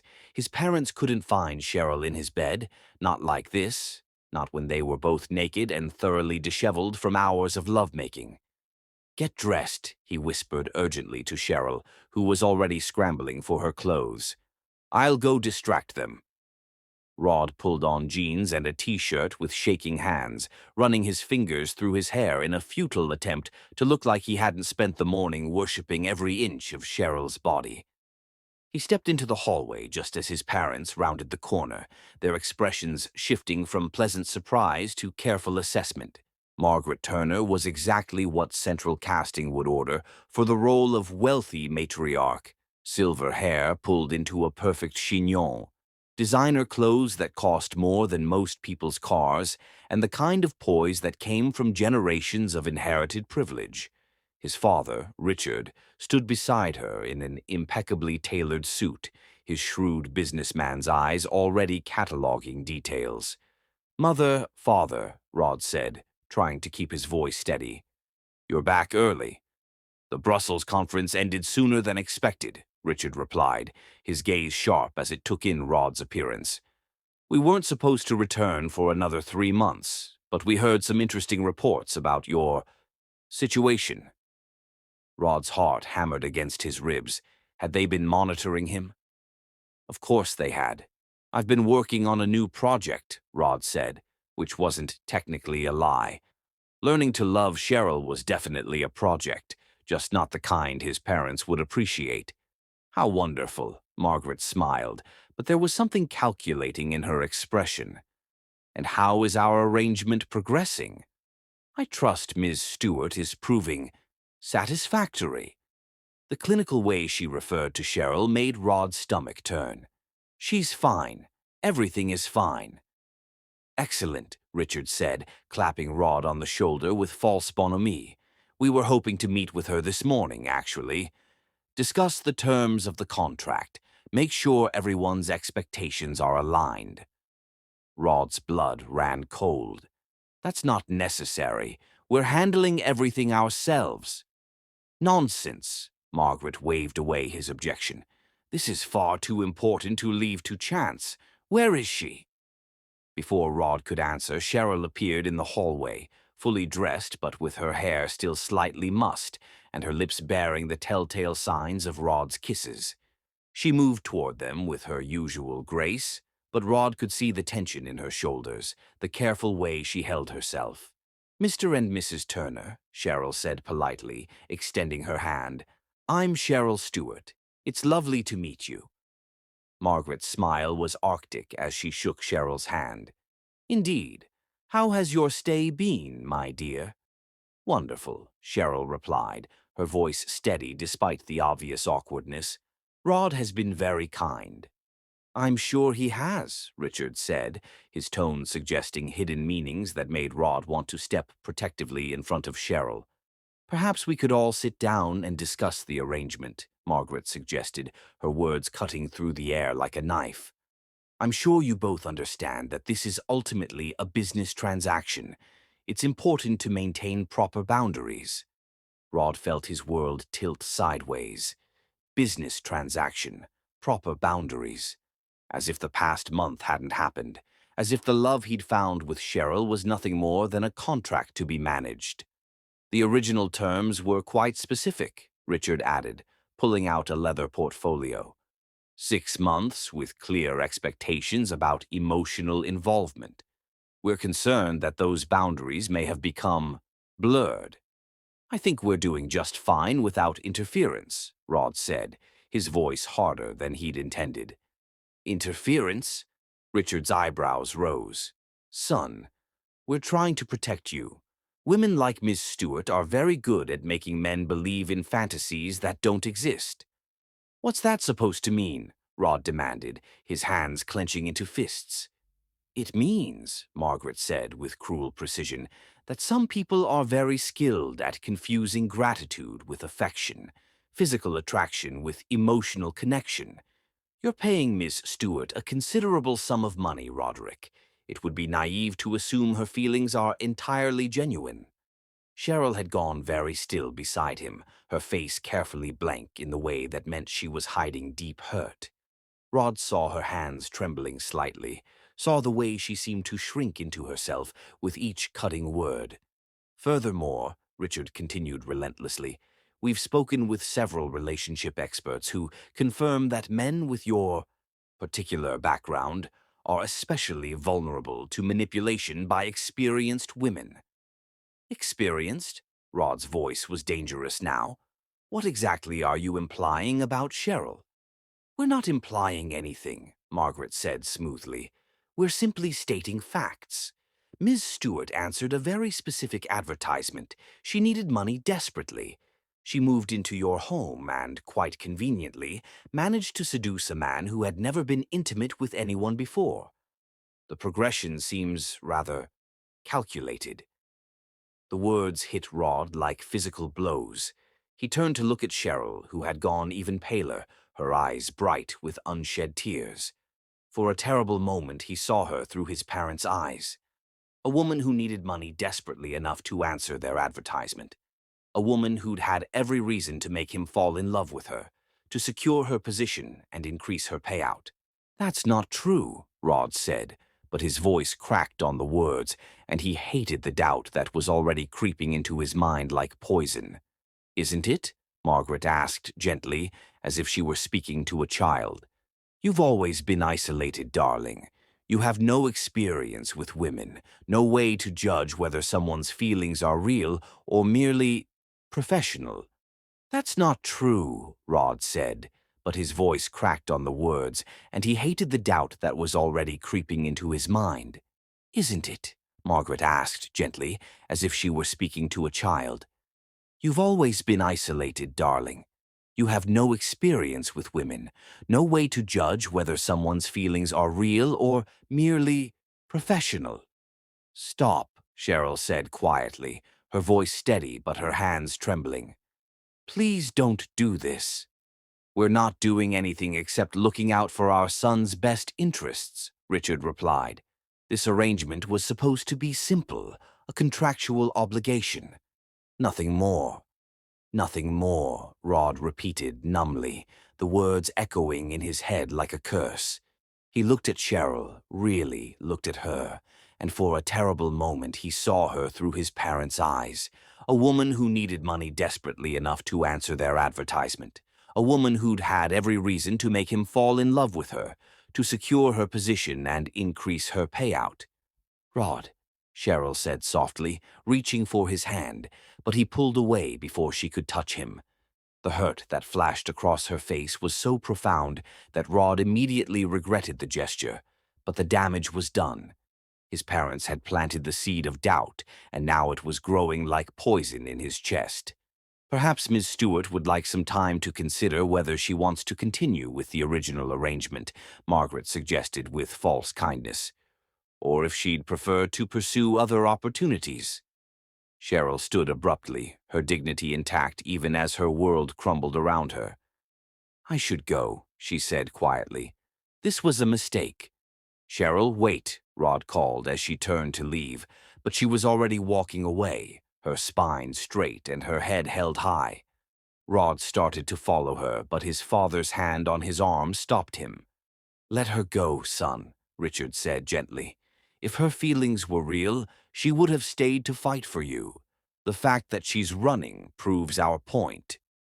For the next hour, Rod paced his penthouse like a caged animal, while his parents systematically dismantled everything he thought he knew about his relationship with Cheryl.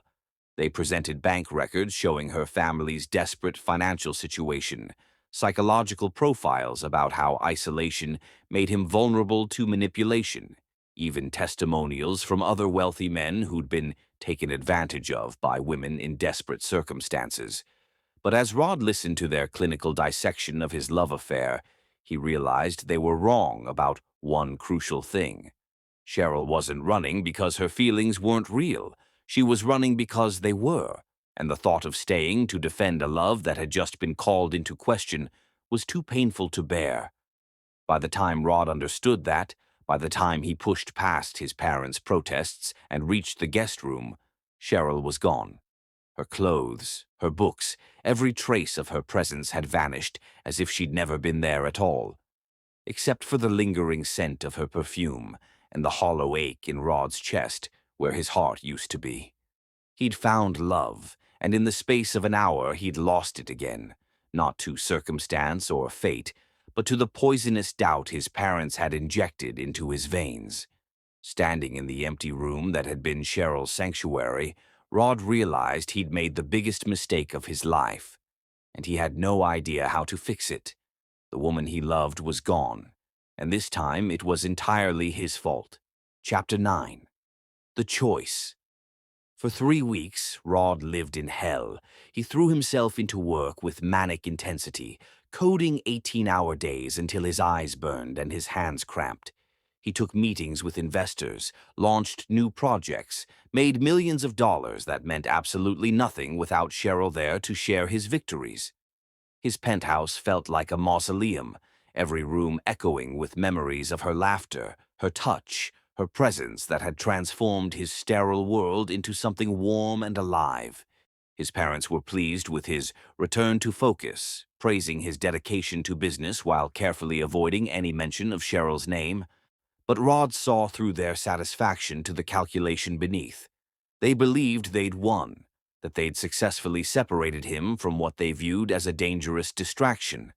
They had no idea that every moment without Cheryl was killing him slowly from the inside. Rod had tried to find her, hiring the best private investigators money could buy, but Cheryl had vanished completely. She'd closed her bank accounts, abandoned her apartment, and dropped out of university. She was living entirely on cash, staying in places that didn't require credit checks or background verification. She didn't want to be found, and Rod couldn't blame her. He'd failed her when she needed him most, let his parents' poison infect the most beautiful thing that had ever happened to him. But 3 weeks of agony had crystallized one absolute truth. He loved Cheryl Stewart more than he feared his parents' disapproval, more than he needed their money or approval, more than he valued his own safety and comfort. He was going to find her, and he was going to spend the rest of his life making up for the moment he doubted her love. "We need to talk," Rod announced, striding into his father's study where both parents were reviewing quarterly reports over breakfast. Richard Turner looked up with mild surprise. "Of course, son. What's on your mind?" "I'm calling off the arrangement," Rod said without preamble. "All of it. The contract, the expectations, everything." Margaret's coffee cup rattled against its saucer. "Roderick, what are you talking about?" "I'm talking about choosing love over obligation," Rod replied, his voice steady with conviction. "I'm in love with Cheryl Stewart, and I'm going to marry her. Not because of some contract you arranged, but because she's the best thing that's ever happened to me." The silence that followed was deafening. Rod's parents exchanged a look that was part shock, part disappointment, and part calculation. "Son," Richard said carefully, "you're being emotional. Miss Stewart played her role very well, but—" "She didn't play anything," Rod cut him off. "She loved me, really loved me, and I was too much of a coward to defend that love when you attacked it."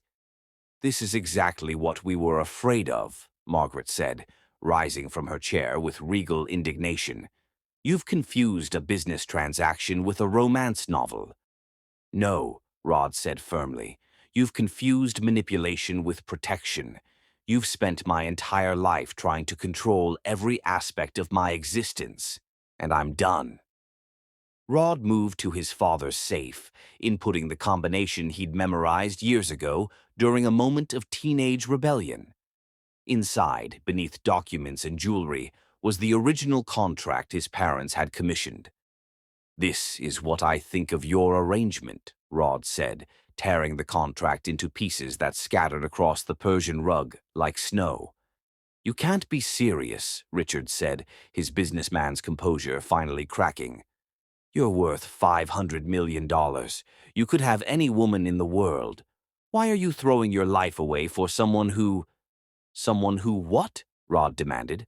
Someone who made me laugh for the first time in years. Someone who taught me that vulnerability is strength, not weakness. Someone who saw past my money and my anxiety to the man underneath. Someone who disappeared the moment things got complicated, Margaret pointed out cruelly. The words hit their mark, and Rod felt doubt flicker through his chest before he pushed it away. She left because I made her feel like her love wasn't wanted, like it wasn't real. That's on me, not her. Rod headed for the door, but his father's voice stopped him cold. There's something you should know, Richard said quietly, about the contract, about why we really brought Miss Stewart here. Rod turned slowly, dread pooling in his stomach at his father's tone. The arrangement was never meant to be permanent, Richard continued. We've been working with our legal team to ensure that any entanglements could be cleanly severed when necessary. What does that mean? Rod asked, though he wasn't sure he wanted to know. Margaret pulled a manila folder from her briefcase, her expression carefully neutral. It means we've already filed paperwork to have the contract declared null and void.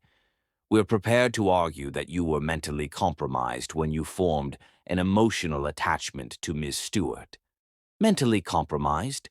Rod's voice was dangerously quiet. Your social anxiety, your isolation, your inexperience with women, Richard explained as if he were discussing the weather. All documented by years of therapy records. Any competent lawyer could argue that you were taken advantage of by someone who knew exactly how to exploit your vulnerabilities. The betrayal hit Rod like a physical blow. You're trying to destroy her. We're trying to protect you, Margaret insisted, and our family's legacy. Do you have any idea what the media would do with this story? The headlines alone? I don't give a damn about headlines, Rod said, his voice shaking with rage. And I won't let you destroy the woman I love to protect your precious reputation. It's too late, Richard said with cold finality. The paperwork is already filed. Miss Stewart has been served with notice that any claims against our family or attempts to contact you will result in legal action. Rod felt the room spin around him. You had her served. She's been neutralized as a threat, Margaret said matter-of-factly. She can't come after you for money or emotional damages. She can't publish her story or embarrass our family. She's been made to understand that any future contact will have serious consequences. You monsters, Rod breathed, backing toward the door. You absolute monsters. He ran from the room, from the house, from the suffocating weight of his family's expectations. In his car, speeding through Manhattan traffic with no destination in mind, Rod's phone buzzed with a text from an unknown number. She's in Millbrook, Miller's Diner on Route 44. She's been working there since she left.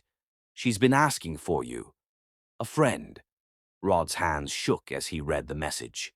Someone, maybe one of the investigators he'd hired, had found her. Cheryl was less than 2 hours away, and if his parents were right about the legal papers, she probably thought he'd orchestrated the whole thing. By the time Rod reached the small town of Millbrook, evening shadows were lengthening across the rural landscape. Miller's Diner was exactly what he'd expected, a classic small-town establishment with checkered floors and neon signs advertising pie. Through the window he could see her.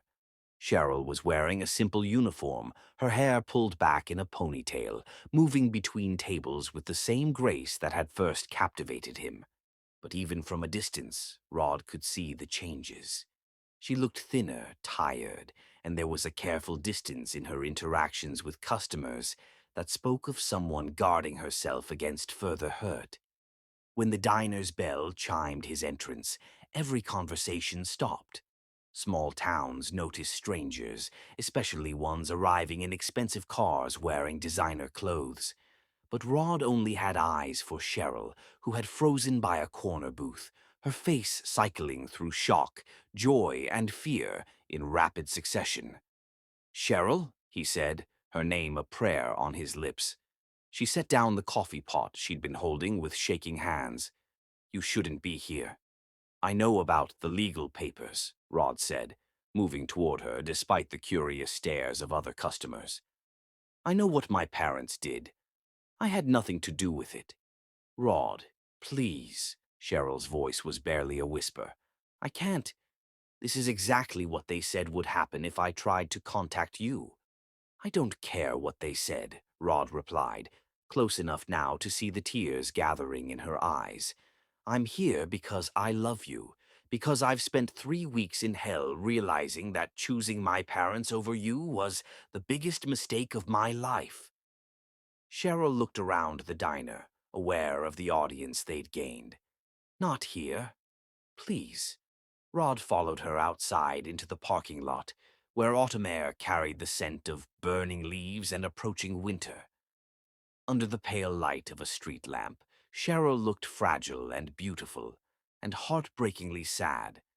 I tried to call you, she said quietly. After I left, I wanted to explain, to fight for us. But your parents' lawyers made it very clear that any contact would result in legal action against me and my mother. My mother, Rod said suddenly, realizing what he'd missed. How is she? The treatments. She's fine, Cheryl said quickly. The hospital has a charity program that covered most of the costs. She doesn't need your money. The way she said your money like it was something dirty made Rod's chest ache. Cheryl, I never wanted you for an heir.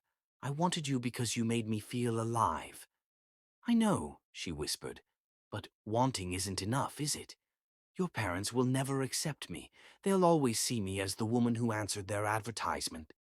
Then we'll build a life without them, Rod said desperately. We'll go somewhere they can't touch us. Cheryl's smile was heartbreaking. Rod, there's something you need to know. Something that changes everything. She took a shaky breath, her hands moving to rest on her stomach in a gesture that made Rod's heart stop. I'm pregnant. The words hung in the cold air between them like a miracle and a curse simultaneously. Rod stared at her, his mind reeling with the implications. Pregnant, he repeated numbly. 8 weeks, Cheryl confirmed, tears streaming down her cheeks. I found out 2 days ago. I've been trying to figure out what to do, how to tell you, whether I even should tell you. Rod reached for her, but Cheryl stepped back, shaking her head. Your parents were right about one thing, she said. This is too complicated, too messy. You have your whole life ahead of you, and I won't trap you with a baby you never asked for. Trap me, Rod's voice cracked. Cheryl, you're carrying my child, our child. How could that be anything but a miracle? Because it makes everything your parents said look true, Cheryl replied. The gold digger who got pregnant to secure her future.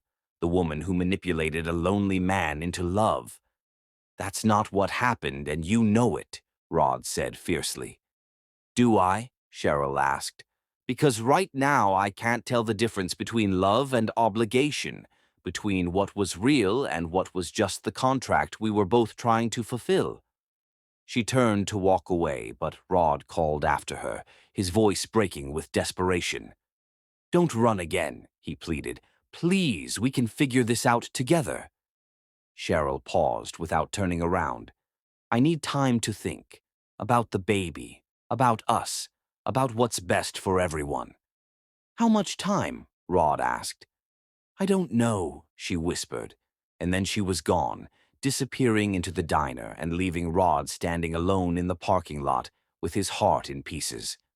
As he drove back to Manhattan, Rod realized that finding Cheryl had been the easy part. Convincing her to trust their love again, to believe in a future together despite his parents' interference, would be the fight of his life. But he was ready for that fight, because the woman he loved was carrying his child, and he'd be damned if he'd let fear or doubt or family pressure destroy their chance at happiness. This time, he wouldn't let her run. This time, he'd prove that their love was worth fighting for. Chapter 10. Life and Love. 3 months, 91 days of private investigators, dead-end leads, and sleepless nights that stretched into gray dawns. Rod had searched every hospital, every clinic, every women's shelter within a 500-mile radius of Millbrook. Cheryl had vanished again, this time taking his unborn child with her, and the uncertainty was eating him alive from the inside out. He'd lost 40 pounds, his business was hemorrhaging money as he focused entirely on the search, and his parents had finally stopped their legal maneuvering, partly because Rod had transferred his assets into an untouchable trust, and partly because even they seemed disturbed by their son's obsessive quest. "She doesn't want to be found," his mother had said during their last conversation. "Perhaps it's time to accept that and move on." But Rod couldn't move on. Not when Cheryl was carrying his child, not when she was alone and probably struggling financially, not when every day that passed brought her closer to her due date, a date he'd calculated and recalculated until the numbers were burned into his brain. The breakthrough came from the most unlikely source. Detective Sarah Chen, the private investigator Rod had been working with, called him at 2:47 a.m. on a Tuesday in December, with excitement crackling in her voice. "I found her," she said without preamble. "Small town in upstate New York called Pine Valley. She's been working at a diner called Maggie's Place, paying cash for a room above the restaurant." Rod was already reaching for his keys. "Send me the address." "Mr. Turner, wait." Detective Chen's voice carried a note of urgency that stopped him cold. "There's something else. I spoke to the diner owner, discreetly, and according to her, your girlfriend's pregnancy has been difficult.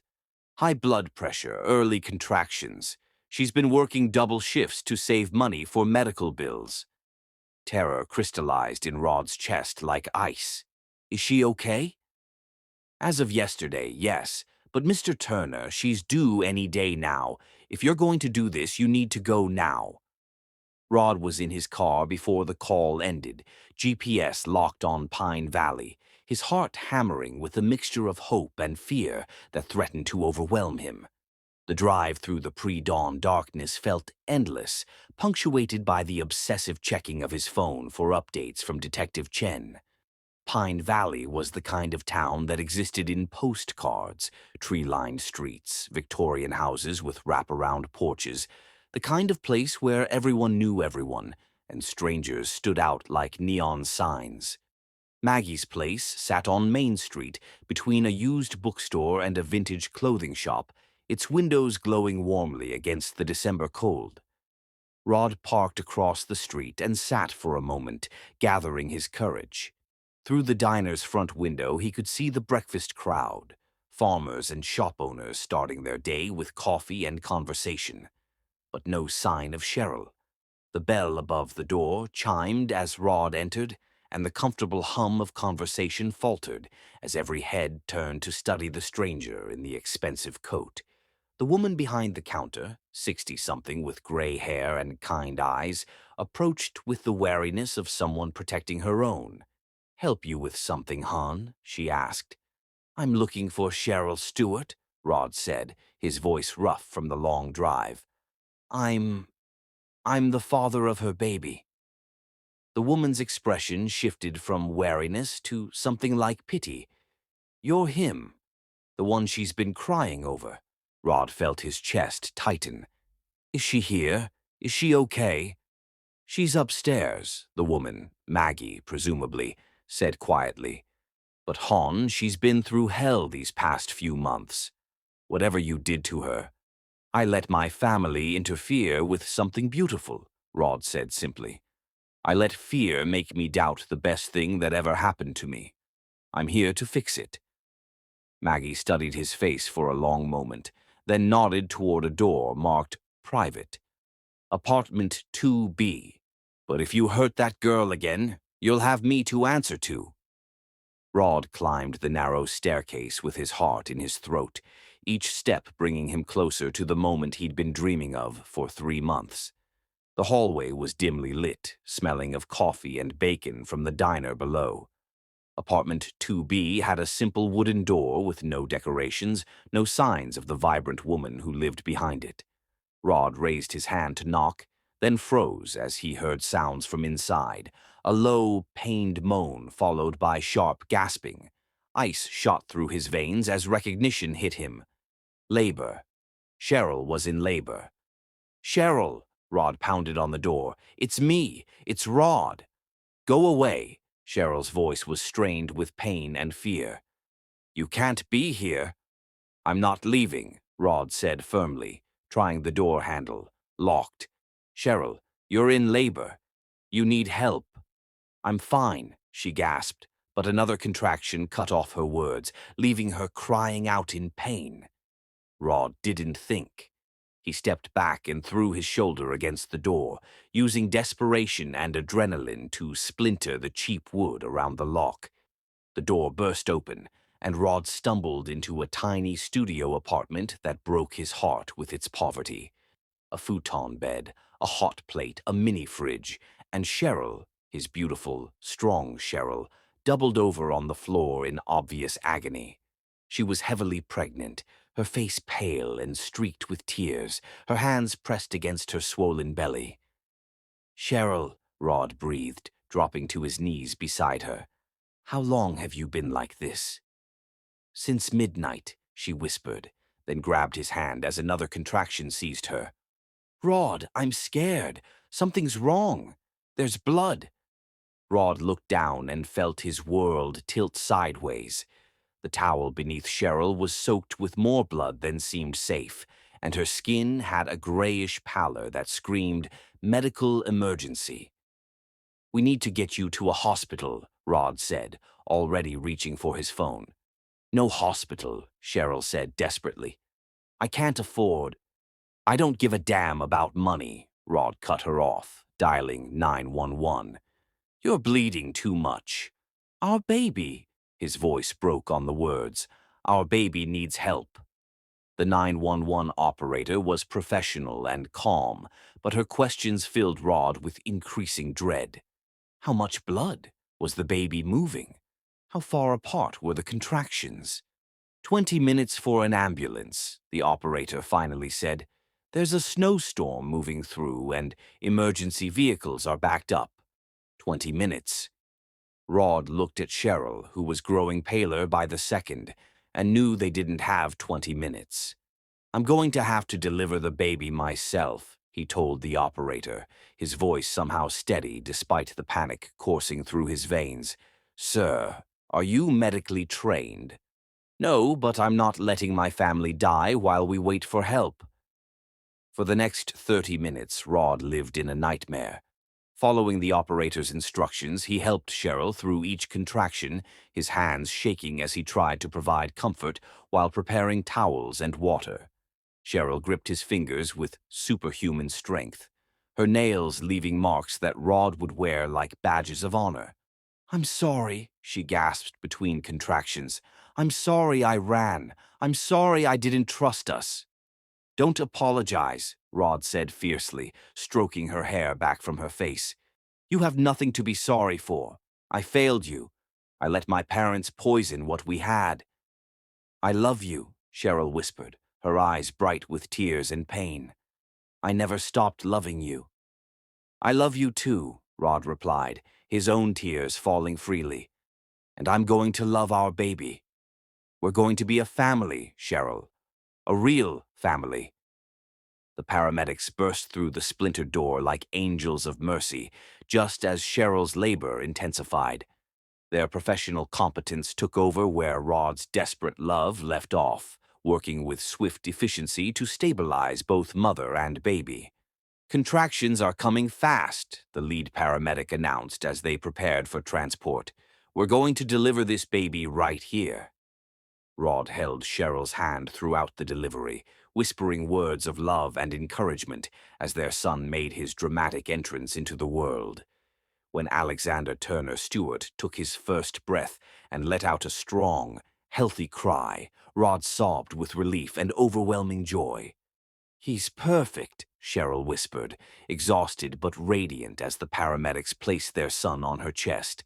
"Just like his mother," Rod said, leaning down to kiss her forehead while their baby boy gripped his finger with tiny, perfect hands. The ride to the hospital was a blur of sirens and monitors, and Rod's hand clasped tightly in Cheryl's as she drifted in and out of consciousness. Their son, Alexander, Rod had decided, because he'd defended their love against all odds, slept peacefully in a specialized carrier, his tiny chest rising and falling with the steady rhythm of life. In the hospital, after surgery to repair the internal bleeding that had nearly killed Cheryl, after hours of tests confirming that Alexander was perfectly healthy despite his dramatic entrance, Rod finally allowed himself to breathe. He sat beside Cheryl's bed in the recovery room, Alexander sleeping in his arms, and marveled at the completeness of his happiness. His son was perfect, 10 fingers, 10 toes, and lungs that worked exactly as they should. Cheryl was alive and healing, her color already returning to normal. "We did it," Cheryl whispered, her voice hoarse but her eyes bright, as she watched Rod hold their son. "We're actually a family." "We are," Rod agreed, leaning down to kiss her forehead. "And I'm never letting either of you go again.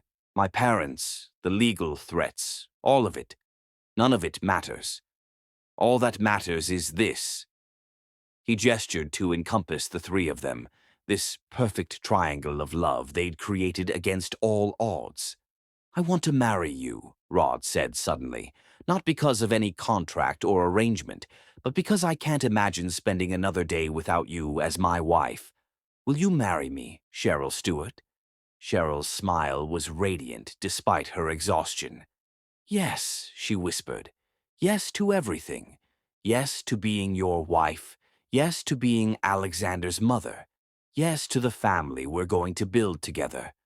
As Rod kissed the woman he loved while their son slept peacefully in his arms, he realized that sometimes the most beautiful love stories begin with the most unlikely arrangements. Sometimes the best things in life come from the moments when you stop being afraid and start being brave. And sometimes when you're willing to fight for love, love fights back twice as hard. They were home,